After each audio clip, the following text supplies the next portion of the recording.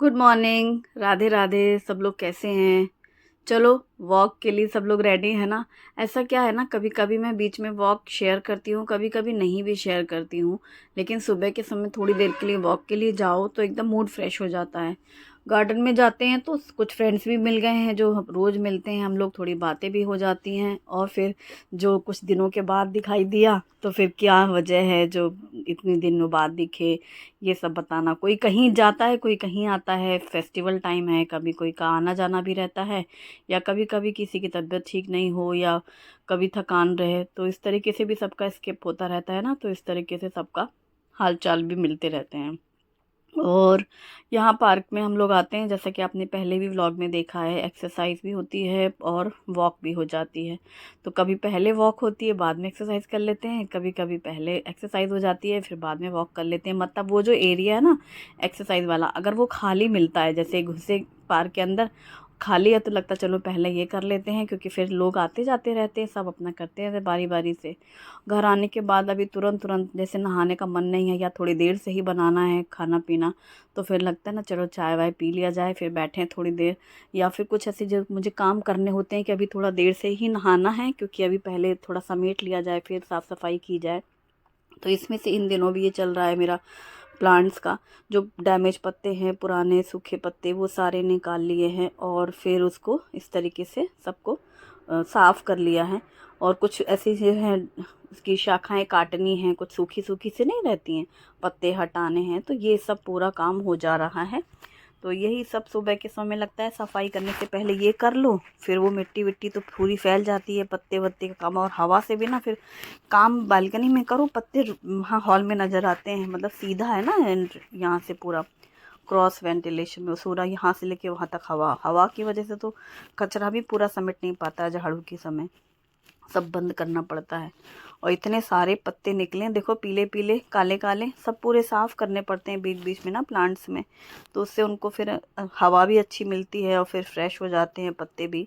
सारे डैमेज पत्ते निकाल दिए हैं, कल भी किए थे कुछ प्लांट्स, आज भी किए हैं कुछ। और फिर बस इसके बाद इन सबको अरेंज कर लिया, थोड़ी इनकी जगह भी बदल देते हैं, थोड़ा सा अलग अलग लगने लगता है। जैसे ये पहले मैंने वहाँ रखा था, हॉल में जो विंडो है ना वहाँ रखा हुआ था, ये गमले वहाँ से निकाल के लाई हूँ। पूरा पैक पैक हो गया था ना वहाँ, पूरा फैल नहीं पा रहे थे वो अच्छे से, तो फिर यहाँ ला के साफ़ किया है।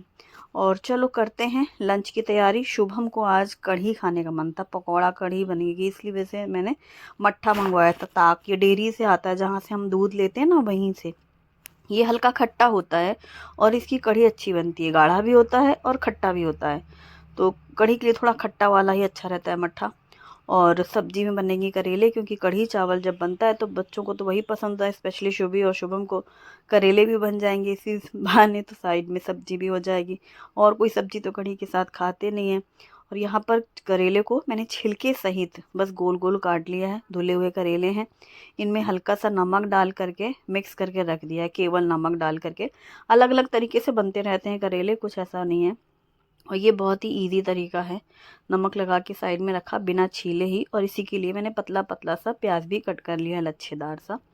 और चलो सबसे पहले चावल और बेसन निकाल लेते हैं, क्योंकि चावल धुल के रख देंगे तो कढ़ी बनेगी तो चावल बनेंगे ही। और चावल को पहले धुल के रख देंगे तो वो सॉफ्ट बनते हैं, नरम बिखरे बिखरे बनते हैं।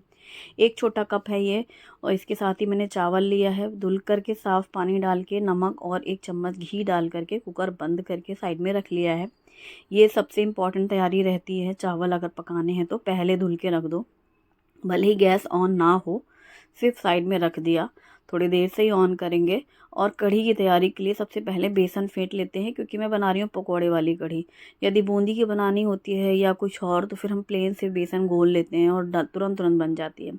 पकौड़े के लिए मैंने यहाँ पर बेसन लिया है 1 कप, और इसमें हल्दी पाउडर, मिर्ची पाउडर, नमक डाला है, थोड़ी सी हींग डाली है, और बारीक कटा हुआ धनिया पत्ता डाला है। अब पानी डाल करके बैटर तैयार करेंगे। बहुत पतला सा ना हो, बहुत गाढ़ा ना हो, लेकिन आज मैंने थोड़ा पतला रखा है, हल्का सा पतला, ज़्यादा नहीं। उससे ना पकौड़े सॉफ्ट होते हैं। बहुत ज़्यादा जैसे गाढ़ा गाढ़ा सा रहता है ना बेसन, कितना भी फेंट लो पकौड़े हल्के से अंदर से सख्त हो जाते हैं। लेकिन आज के पकौड़े एकदम रुई जैसे बने थे, सॉफ्ट, क्योंकि मैंने बैटर ना हल्का सा गीला रखा है। ये देखो ऐसे ड्रॉप करो तो हाथ से ऐसे ड्रॉप हुआ जा रहा है, ऐसा वाला। और गरम तेल में इसको डाल दिए पकौड़े। पहले बेसन को खूब अच्छा फेंट लो ना, तो फिर उसका रवा खिल जाता है, कुछ मिनट रख भी दो तो और भी अच्छा। इस तरीके से 2 बैचेस में ये छोटे छोटे से मैंने पकौड़े बना लिए हैं, और इन पकौड़ों को आप सूखे भी खा सकते हैं और इसकी बनेगी कढ़ी। तो इस तरीके से पकौड़ों का भी सारा निकाल लिया बैटर से 2 बैचेस में। और अब उसी बोल में ले लिया हमने बेसन, और ये डाला 1 गिलास भर के ये बटर मिल्क जो मैं दिखा रही थी पैकेट में, एकदम गाढ़ा सा और खट्टा सा है। आधा कप बेसन है करीब, और 1 कप ये मट्ठा। इसमें हल्दी पाउडर, धनिया पाउडर, मिर्ची पाउडर डाला है, और इन सबको डाल के एक बार अच्छे से मिक्स कर देंगे। बेसन में कोई गांठे सी ना रहें, और दही में तो बिल्कुल है ही नहीं क्योंकि ये बटर मिल्क है। अगर दही हो गांठे वाली जमी हुई दही, तो उसको अच्छे से स्मूथ सा पेस्ट कर लें। तो अभी हमने बेसन और दही घोल के रखा साइड में।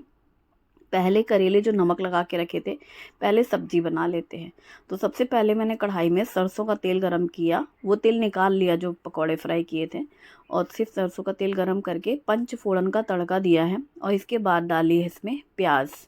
पंचफोड़न के तड़के से करेले में बहुत अच्छा टेस्ट आता है। मेथी, सौंफ, जीरा, राई और कलौंजी होती है।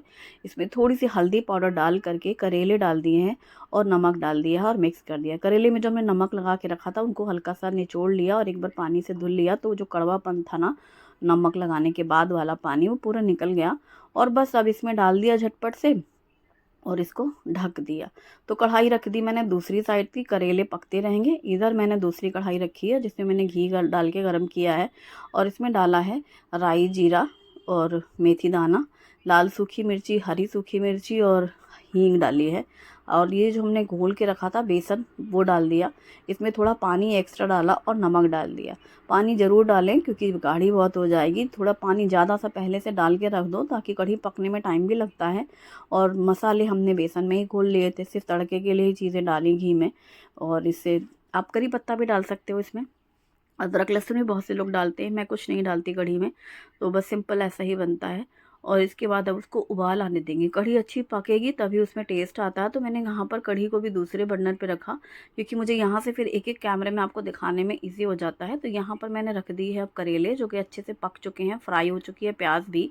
प्याज पहले हल्की फ्राई करो, बाद में वो करेले के साथ भी होती रहती है फ्राई। इसमें मैंने धनिया पाउडर, मिर्ची पाउडर और साथ में करेले का मसाला डाला है। करेले का जो मसाला होता है भरवा करेले में जो हम यूज़ करते हैं, जिसमें सौंफ, मेथी, सारे खड़े मसाले भून करके पीसते हैं हम लोग, और वो पाउडर बना के रख लो ना, तो वो उसी टाइम पे तुरंत यूज़ हो जाता है। अब इसमें डाली है आमचूर पाउडर, ड्राई मैंगो पाउडर और कटा हुआ धनिया पत्ता, और इसे डाल करके भी मिक्स कर लेंगे। तो बिल्कुल भी कड़वे नहीं थे करेले, और जो कि हमने इंस्टेंट झटपट से बनाए हैं। ना तो हमने इसको छिलका उतारा है, ना इसको काफ़ी देर तक के लिए रखा है, बस सिर्फ इसे काटे रखे और दूसरे काम किए कि इनको फ्राई कर दिया। जितने अच्छे से फ्राई हो जाएंगे ना, बाहरी कढ़ाई होती है लोहे वगैरह की, तो इसमें ये ऐसी सब्जियाँ बहुत अच्छी बनती हैं। ऑयल भी कम लगता है, सब्जियां जलती भी नहीं है और पक भी जाती हैं। और प्याज बिल्कुल लाल लाल फ्राई हो गई थी, क्योंकि धीरे धीरे करेले के साथ वो भी पकती रहती है और फ्राई भी होती रहती है। अब यहाँ पर कढ़ाई से मैंने करेले निकाल के रखे साइड में, और जो कढ़ी पकने को रखी थी ना, अच्छी खासी उबाल आ चुकी है, और अच्छे से उसको मिक्स करते जाएं। जब अच्छी सी गाढ़ी सी हो जाए कि हाँ अब इस स्टेज में हमारी कढ़ी अच्छी तैयार हो गई है, करीब 80% कढ़ी पक चुकी है, 10-20% अभी बाकी है, थोड़ा और इसको पकाना है, तब इसमें डाल दिए पकौड़े। तो जैसे ही पकौड़े डाले ना, तो वो सोख कर लेते हैं कढ़ी को, फिर तुरंत गाढ़ा कर देते हैं। और फिर आप खूब अच्छा उबाल आने दो, और फिर आप देखेंगे कढ़ी और थिक हो गई है, क्योंकि जो उसका पानी रहता है वो कढ़ी के पकौड़े ने सोख कर लिया होता है। अब जब बिल्कुल परफेक्ट कढ़ी पक चुकी है, फिर उसके बाद गैस बंद करके धनिया पत्ता डाला, और ये तड़के पैन में घी गरम करेंगे। साथ ही इसमें डालेंगे मिर्ची पाउडर और थोड़ी सी हींग और थोड़ी कसूरी मेथी, और ये तड़का तो कढ़ी पे मानो जान डाल देता है। इस कढ़ी में तड़के की बहुत ज़्यादा ज़रूरत लगती है। और इसके जैसे ही तड़का तैयार हो जाए, आप डाल दो कढ़ी के ऊपर। इसमें कसूरी मेथी घी में फ्राई होती है, और हींग दोबारा से तड़का लगता है, जिससे खुशबू महक जाती है पूरी कढ़ी में, और मिर्ची का चटपटापन भी आ जाता है, और कलर भी बहुत ही प्यारा दिखने लगता है। और ये कढ़ी तैयार आप देख सकते हो, और फील भी कर सकते हो ये पकौड़े बहुत सॉफ्ट बने हैं। मतलब इसे ऐसे हाथ लगाओ तो तुरंत बिखर जा रहे थे, चम्मच डालो तो ऐसे कट जाए। तो हल्का सा मैंने आज ऐसा रखा है। घर में भी सब बोल रहे थे आज की कढ़ी के पकौड़े बहुत ही अच्छे लग रहे हैं, कुछ अलग है क्या? मैंने कहा हाँ आज कुछ अलग है। अब चाहे जितना भी गाढ़ा रख लो, खूब फेंटो, लेकिन वो अंदर से हल्के से सख्त रह जाते हैं। अभी शुभी आई थी पीछे तो बनी थी कढ़ी, काफ़ी दिनों बाद आज बनी है। शुभम का मन था, कल ही वो बोल रहा था, तभी मैंने उससे कहा था कि ठीक है बनाएंगे। तो आज फिर मंगवाया स्पेशली इसीलिए बटर मिल्क। और जैसे ही कढ़ी वाला खाना बनता है ऐसा लगता है बड़ी जल्दी खाना बन गया, क्योंकि कढ़ी या फिर चावल मैंने धुल के रखे थे ना, फिर बस गैस ऑन कर दिया जब रोटी सेक रहे थे। और जैसे ही रोटियां सेकनी शुरू हुई तो फिर मैंने बोला भाई अब खाना खा लो, गरम गरम रोटियों में ही घी लगा करके तुरंत सर्व करो तो बहुत सॉफ्ट भी रहती हैं। और ये हमारे करेला फ्राई, पकौड़े वाली कढ़ी, साथ में है शुभम का फेवरेट फ्राइम्स पोंगे। लेकिन ये थाली शुभम की नहीं है, ये शुभम के पापा की है, क्योंकि इसमें रोटी भी है जब कढ़ी बनती है। शुभी हो या शुभम, गरम गरम बच्चों को कढ़ी चावल ही खाना पसंद है, तो ये शुभम की प्लेट है कढ़ी चावल और उसके रागी के पोंगे। और ये देखो पकौड़ी मैं तोड़ के दिखाती हूँ, कितनी सॉफ्ट सी है, जैसे ही डालो चम्मच तुरंत 2 टुकड़े हो गए। तो ये हाथों से मुझे खाना पसंद है, मैं तो अपना हाथों से खाऊंगी। अभी शुभम की प्लेट लगाई है मैंने और इन लोग के खाने होने के बाद मैंने भी खा लिया, क्योंकि तुरंत तुरंत गैस के पास से उठो ना तो एकदम से भूख नहीं लगती। इन लोग का हो गया, फिर इन्होंने तो इतनी तारीफ़ कर दी कढ़ी की कि फिर मेरा भी दिल कर गया खाने का, और फिर मेरा खाना हुआ, फिर सब बर्तन वर्तन सब साफ़ हो गए और यहाँ रसोई हमारी क्लीन हो गई। और आज घर में आए हुए थे अमरूद, जो कि मुझे पहले ही काटने का मन था, लेकिन तब ये था कि पहले काम कर लेती हूँ फिर आराम से दोपहर में खाएंगे। तो आज ये अमरूद मैंने काटा। मुझे ये वाला अमरूद बहुत पसंद है, जो कि बाहर से एकदम ग्रीन होता है, देखने में एकदम ग्रीन एप्पल जैसा लगेगा और अंदर से रेड होता है। और इसकी खासियत है ये बहुत कड़क होता है, खट खट ऐसे खाने में कड़क लगता है, एकदम अच्छा खस सख्त होता है ये, और इसीलिए अच्छा लगता है। ये अमरूद अगर कोई शिरडी घूमने गए होंगे ना कभी, नासिक शिरडी अगर आप लोग आए हों तो ये देखा होगा आपने, काफ़ी बड़े बड़े साइज़ का होता है और ऐसे पीसेस काट करके लाल मिर्ची और नमक लगा के मिलता है ना, और ये खाने में बहुत गजब का लगता है, बहुत अच्छा। भले वो उतना मीठा ना लगे जो नॉर्मल अमरूद होता है, लेकिन फिर भी खाने में बहुत अच्छा लगता है, क्योंकि ये टाइट होता है और उतना भी कड़क नहीं होता कि रूखा रूखा सा लगे ना, जूसी भी होता है काफ़ी। और ये बहुत पसंद है मुझे, तो आज काफ़ी दिनों के बाद ये खाया। और ये है अगारो हार्ड एनोडाइज कढ़ाई विद ग्लास लिड, इसमें डाला है दिसानो एल्बो पास्ता, जो कि दुरुम व्हीट से बना हुआ है। इसके साथ में कुछ वेजिटेबल्स भी डाल दी हैं, जैसे मटर, गाजर और स्वीट कॉर्न, और अच्छे से बॉईल करके साइड में ले लिया। उसी कढ़ाई में तेल गरम करके प्याज, अदरक, लहसुन, हरी मिर्ची डाल करके भी भून लिया। फिर शिमला मिर्च डाली, कटी हुई टमाटर और मैगी का मसाला, ब्लैक पेपर पाउडर, नमक स्वाद के अनुसार, और इसके साथ ही पिज़्ज़ा पास्ता सॉस, सबको डाल करके मिक्स करके अच्छे से भून लिया। और जब ये मसाला भुन गया, अच्छे से सॉफ्ट हो जाए, फिर इसमें डाल देंगे एल्बो पास्ता, साथ में डालेंगे टोमेटो केचप, और एक बार फिर से मिक्स कर देंगे और गर्मा गर्म इसके ऊपर सर्व करो, कटा हुआ धनिया पत्ता या फिर स्प्रिंग अनियन। इंजॉय करो। वीडियो पसंद आए तो लाइक करें, अपनी फैमिली और फ्रेंड्स के साथ भी शेयर करें। Thanks for watching, bye bye, take care.